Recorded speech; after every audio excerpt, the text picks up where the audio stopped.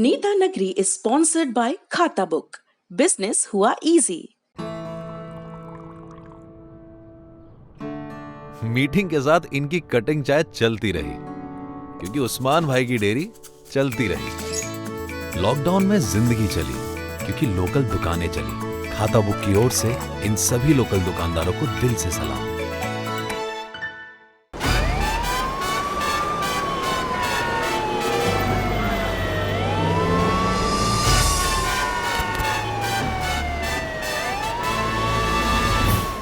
उत्तर प्रदेश की सियासत पर बात ना हो तो नेता नगरी अधूरा रहता है। वैसे भी सबसे बड़ा प्रदेश है, देश चलाने का दम भरता है।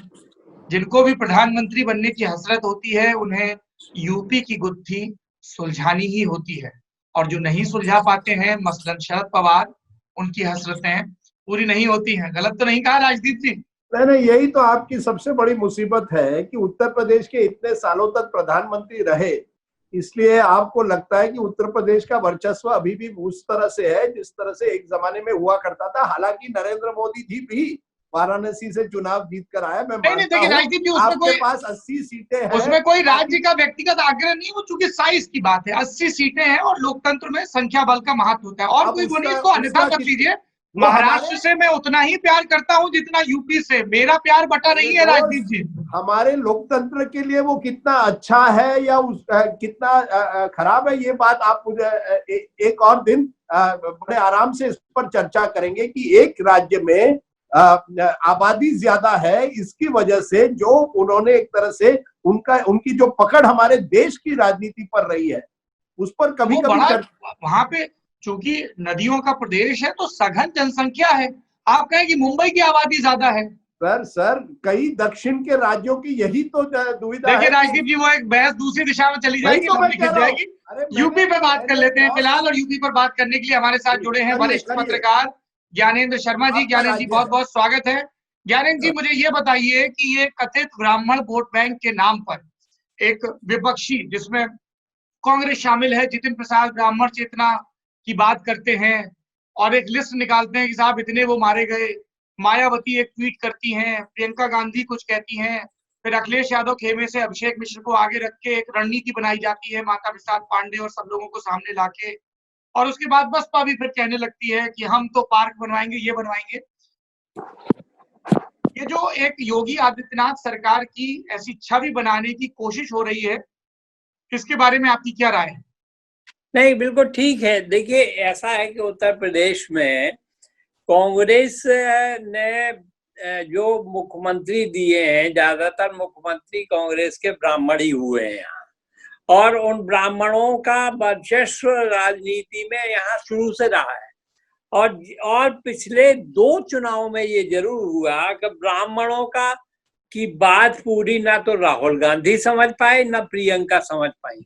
नतीजा ये हुआ कि 2017 के असेंबली इलेक्शन में और 2019 के लोकसभा इलेक्शन में कांग्रेस को बहुत बुरी हार का सामना करना पड़ा, क्योंकि ब्राह्मण थोक के भाव में बीजेपी के पास चला गया। 2017 में भी, 2019 में भी। तो और अब जो है, इसीलिए सारे दल फिर से अपनी स्ट्रेटेजी को रीथिंक कर रहे हैं, फिर से सोच रहे हैं। अब सपा ने भी बड़ी कोशिश की। सपा वाले कह रहे हैं कि हम परशुराम की मूर्ति लगाएंगे, और एक नारा ये बड़ी जोरों से चला है कि 2017 में राम लहर थी और 2022 में परशुराम लहर होगी।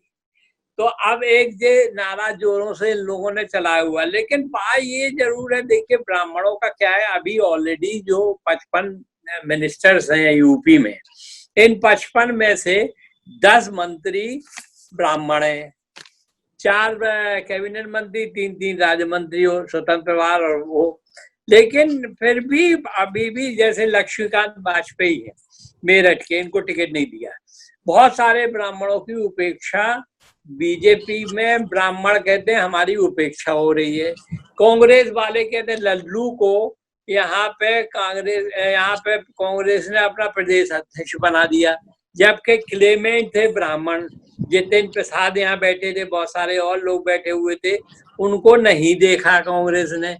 और कांग्रेस को ये लगता कि ओबीसी को तोड़ लीजिए, ओबीसी को तोड़ना आसान वैसे ही आसान नहीं है जैसे दलितों को। ओबीसी में क्या है कि एक सॉलिड ब्लॉक जो यादवों का ब्लॉक है वो उस पर टोटल सपा का कब्जा है। तो वो अच्छा, और सपा का कब्जा इसलिए इतना है कि आप देखिए यादव 8.5% के करीब यादव वोटर है यूपी में। 8.5% से तो अपनी पारी की शुरुआत करते हैं समाजवादी पार्टी वाले। और यही हाल बसपा का है, बहुजन समाज पार्टी का, जो जाटों के अब दलितों की बात आप करेंगे तो दलितों का मतलब हुआ, दलित कौन है? दलित है असली दलित, असली मेजोरिटी जाटों की है जो 11.5% है।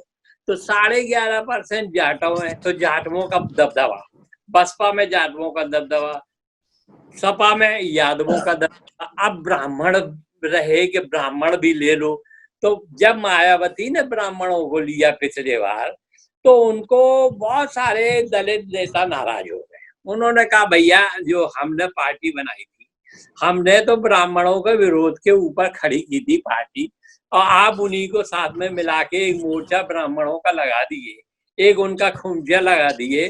तो उनका खूंचा लगाना है तो हम लोगों को किनारे बिठा दो, हम लोगों को काहे के लिए दलितों का नाम आप ले रहे हैं? तो नतीजा ये हुआ कि मायावती को थोड़ा सा झटका लगा। हालांकि अब मायावती भी वही कोशिश कर रही है, सपा भी वही कोशिश कर रहे हैं कि परशुराम की मूर्ति पर अब ये डिमांड हो रही कि एक यहाँ छुट्टियों की राजनीति बहुत बड़ी राजनीति होती है, और ये राजनीति विश्वनाथ प्रताप सिंह ने शुरू की थी। सर आप पीछे रह के बात करें, आप आगे आते हैं तो आपका चेहरा कट जाता है, पीछे रह के बात करें। जी बताइए। नहीं, मैं कह रहा हूँ कि विश्वनाथ प्रताप सिंह ने ये छुट्टियों की राजनीति शुरू की थी। विश्वनाथ प्रताप सिंह ने लाल किले से एक छुट्टी की घोषणा की थी। ये छुट्टी की घोषणा यहाँ परशुराम की, जब योगी जी की सरकार आई तो परशुराम जयंती पर यहाँ छुट्टी होती थी, योगी सरकार ने कैंसिल कर दी। तो अब ये हुआ कि ये तो भैया ठाकुरों की सरकार है, ठाकुरों का बोलबाला है, ब्राह्मणों की कोई सुनता नहीं है, ब्राह्मणों की सुनवाई नहीं होती। एक शिकायत ये है, हालांकि कोशिश ये होती है कि ब्राह्मणों को ज्यादा से ज्यादा इन्वॉल्व करने की कोशिश करें।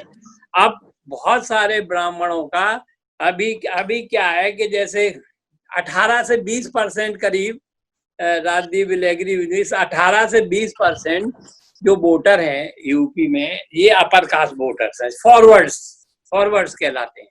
और फॉरवर्ड्स का अपना रौब दौब है, उनका अपना आभामंडल है, उनका अपना वोट तो है ही, उनका एक आभामंडल है, उनके इर्द गिर्द बहुत सारा वोट चिपका रहता है। तो जहां वो जाते हैं उनके आसपास वाला वोट भी चिपका हुआ उनके पीछे पीछे चल देता है और वो उनको वोट दे देता है। ये आभामंडल, अब इसमें ब्राह्मण सब डोमिनेट करते हैं। ब्राह्मण 12% करीब मान लीजिए है, ठाकुर 8% के करीब मान लीजिए। तो अभी क्या है कि ठाकुरों का ये माना जा रहा है कि ठाकुरों की सुनवाई सिर्फ होती है, ब्राह्मणों के काम भी नहीं होते हैं। ये विधायक ब्राह्मणों के भी शिकायत करते हैं, दूसरे करते हैं, और इसीलिए अब Brahmin politics has come to the fore. अब आप देखिए इसमें ब्राह्मणों की पॉलिटिक्स पे पहली बार अब कोशिश ये हो रही कि ब्राह्मणों को तोड़ा जाए। हालांकि ब्राह्मणों को तोड़ना इसलिए आसान काम नहीं है कि ब्राह्मण शिगुफ्तेबाजी है। शर्मा जी, मैं आपकी बातों पर चर्चा करूंगा। राजदीप जी, आप इस पर कुछ कहना चाहते हैं? क्योंकि मुझे लगता है कि थोड़ा बहुत यूपी के बारे में मैं भी बोलूं। नहीं, देखिए जब शुरुआत की आपने कहा ना उत्तर प्रदेश की बात, यही तो समस्या है उत्तर प्रदेश की। उत्तर प्रदेश में हम विकास की बात नहीं करते आज की तारीख में। 2020 में किसकी बात करते हैं? ब्राह्मण बनाम ठाकुर बनाम दलित बनाम यादव, इस पर बात होती है। यानी एक तरह से देश जो है, लोगों को लगता है राजनीति, ये सिर्फ यूपी की बात नहीं है, महाराष्ट्र में भी बात होती है, मराठा नॉन मराठा होती है। लेकिन मेरा ये कहना, मुझे लगता है गलती अभी कहाँ धीरे धीरे होने लगी है, वो ये है कि ब्राह्मण नेता बनाम ठाकुर नेता बनाम दलित नेता बनाम यादव नेता, ये अभी भी सत्य है। लेकिन जनता, मुझे लगता है कि बदल रही है। देखिए, जब भाजपा को 2017 में, 2014 में और अब 2019 में लगातार भारी जीत मिलती है उत्तर प्रदेश में, भारी जीत, सौरभ भाई, मुझे लगता है उन्होंने एक तरह से एक नया कोलिशन किया, एक नई सोशल इंजीनियरिंग बना दी है। और अगर ब्राह्मण नेता भले ही आज दुखी हो, ब्राह्मण समाज जो है, मुझे लगता है जहां तक वोटर जो है, आम वोटर, वो आज की तारीख में राम के नजर से देखिए या हिंदुत्व के नजर से देखिए, उन्होंने एक नई सोशल इंजीनियरिंग में शामिल हो गए। ब्राह्मण जो यूपी का है वो जाता है जहां सत्ता है, नेता जो है, आज भाजपा की सरकार है, वो भाजपा से जुड़ गया है, लेकिन जनता जो है मुझे लगता है धीरे धीरे बदल रही है। ये आपका कहना, ये बात सही है कि जाटा वोट जो है वो मायावती के साथ एक तरह से फर्म है, यादव वोट जो है वो मुलायम सिंह जी के साथ फर्म है, कांग्रेस के साथ आज कोई भी वोट बैंक एक तरह से नहीं है।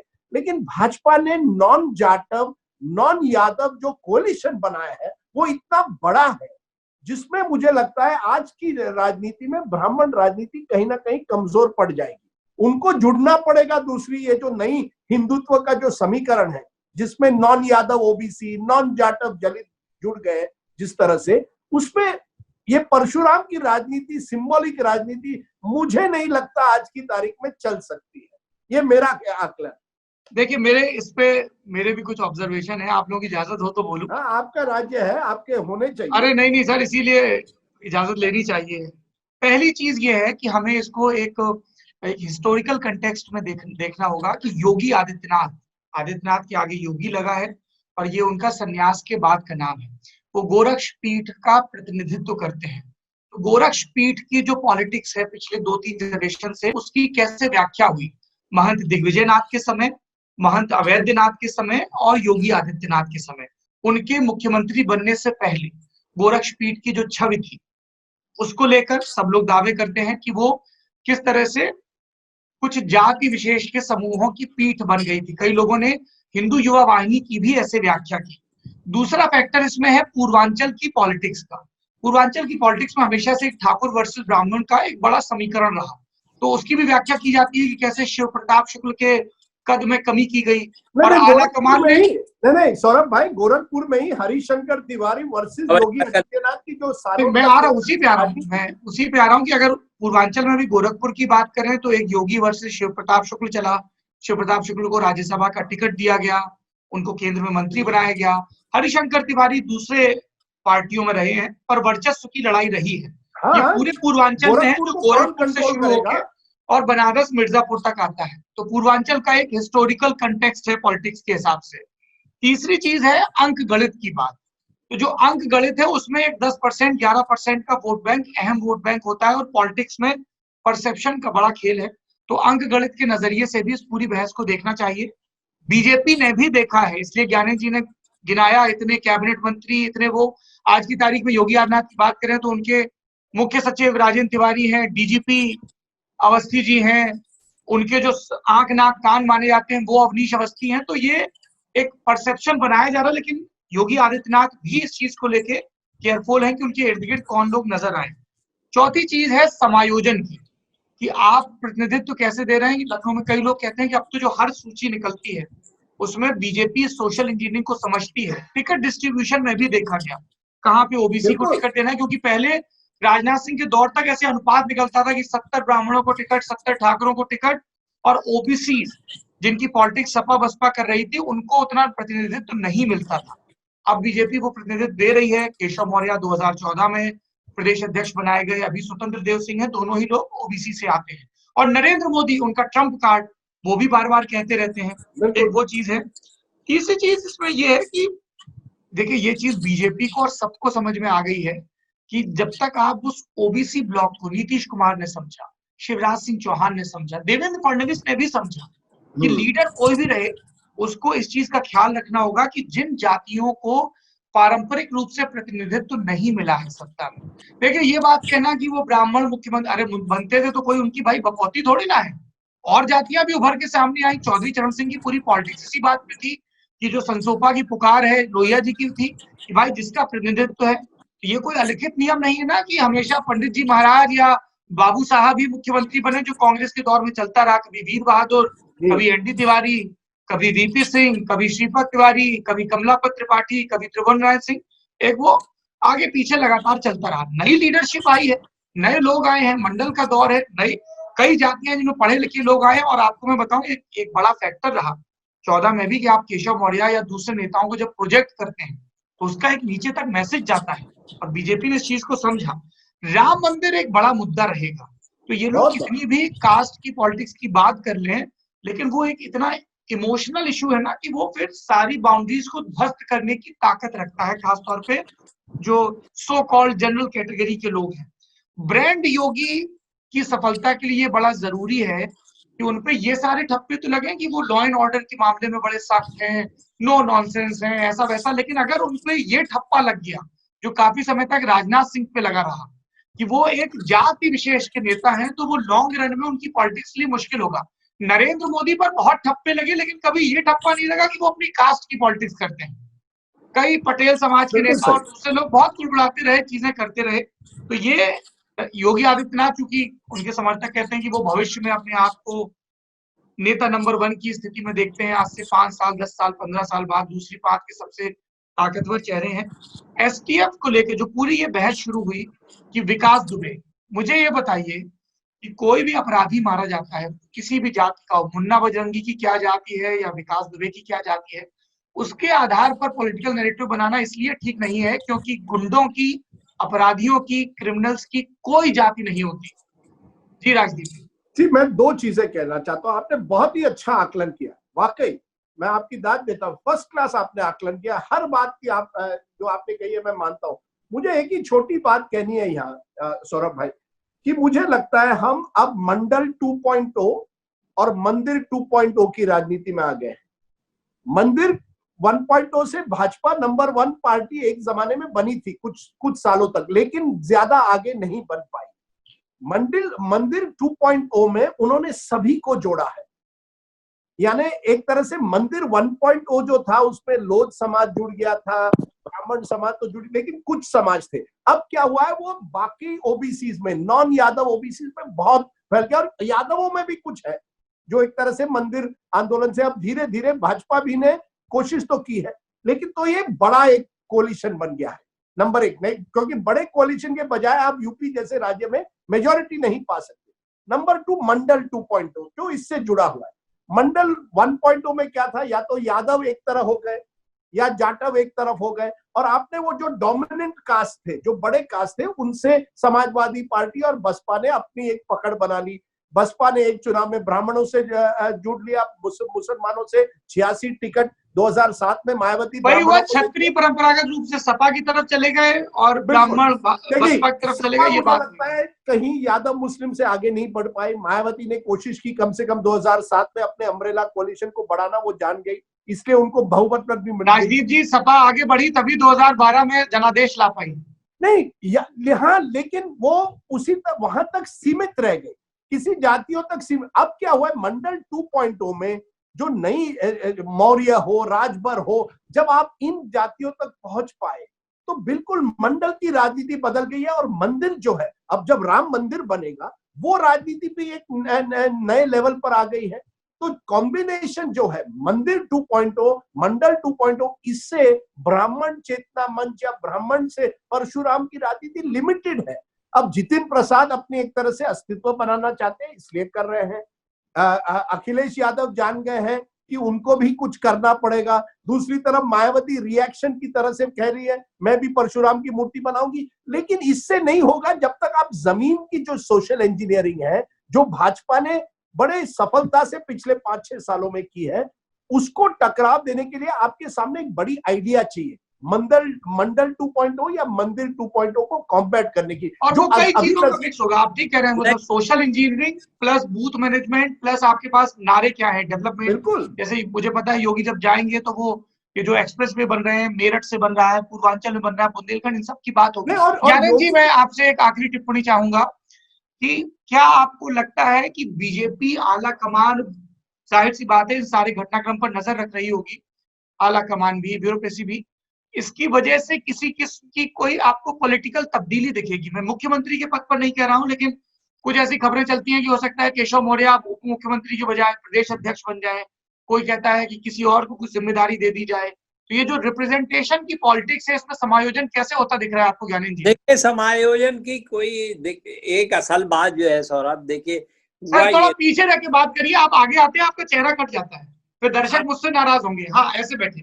मैं ये कह रहा हूँ कि देखिए, एक बात जो ब्राह्मणों की उठी थी 2017 के असेंबली इलेक्शन में, कुल 47 ब्राह्मण जीते थे।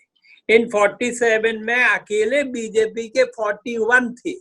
तो ब्राह्मण लोग जो बड़ा हिस्सा, डबल रोटी का सबसे बड़ा हिस्सा ब्राह्मण अपने हिस्से में लेना चाहते थे, वो मिला नहीं। अब आप हिंदुत्व की बात जब आती है, जब मंदिर की बात जैसे राजदीप कर रहे हैं, तो हिंदुत्व को असली रिप्रेजेंटेशन देता है ब्राह्मण, ये बात उनको मानना पड़ेगी। अब आप देखिए कि अगर हिंदुत्व को आप, अब ये नहीं ज्ञानेंद्र जी, ये बात मतलब असली रिप्रेजेंटेशन ब्राह्मण देता है, इसका क्या मतलब हुआ?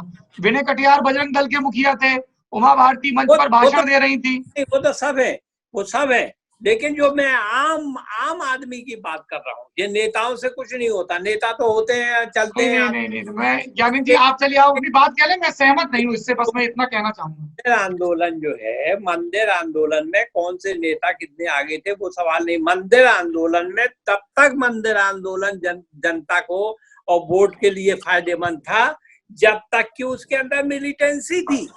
अब मिलिटेंसी का सवाल ही नहीं उठता। अब खुद नरेंद्र मोदी ने जय श्री राम की जगह जय सिया राम का नारा लगा दिया है और खुद टोन डाउन कर दिया है मिलिटेंसी को।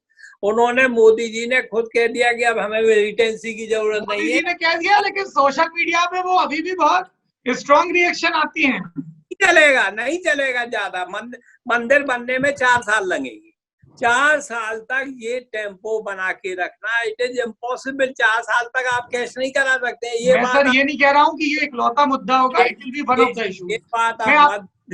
ये बात मत भूलिए कि 92 में 92 में मस्जिद गिरी थी, और 92 में मस्जिद गिरने के तुरंत बाद 93 में इलेक्शन हुआ, उसमें बीजेपी हार गई थी, क्योंकि वो मुद्दा मिलिटेंसी वाला खत्म हो गया था। नॉर्मल मंदिर और मिलिटेंसी वाला मंदिर नहीं, मैं इसको ऐसे व्याख्यायित करूंगा ज्ञानेंद्र जी कि बीजेपी की सीटें 225 से घट के 177 पे आ गई थी, क्योंकि बीजेपी का मंदिर पर फोकस रहा, लेकिन जो सोशल इंजीनियरिंग थी बिल्कुल वही वो सपा बसपा ने साथ में आकर ध्वस्त कर दी।